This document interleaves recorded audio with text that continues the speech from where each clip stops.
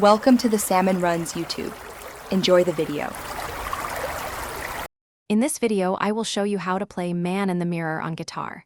We'll start by breaking down the essential open chords that form the backbone of the song. You'll learn the G, C, D, and M shapes, which are crucial for the verse sections.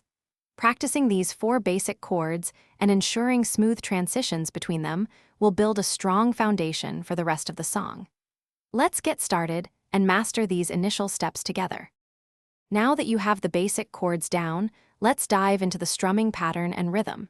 The main pattern for the verses and chorus has a distinct 16th note feel, which gives the song its groove. It's important to pay close attention to the syncopation to capture the authentic feel.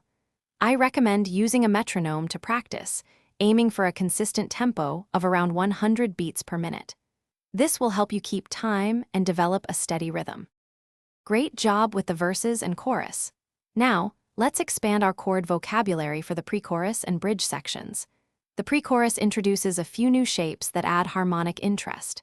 The bridge, in particular, features a unique chord progression that provides a beautiful contrast. You'll be practicing chords like the F major bar chord and the B minor 7, which are key to these sections. Mastering these will really bring the whole song together. You've learned all the individual pieces, and now it's time to put them together. In this final section, we'll focus on combining the verses, pre-chorus, chorus, and bridge into one cohesive performance. Pay attention to dynamics, varying your strumming intensity to add expression and emotion. Practicing along with the original recording is an excellent way to refine your timing and feel. Keep practicing, and soon you'll be playing the entire song confidently. Thanks for watching. Consider subscribing if we helped you.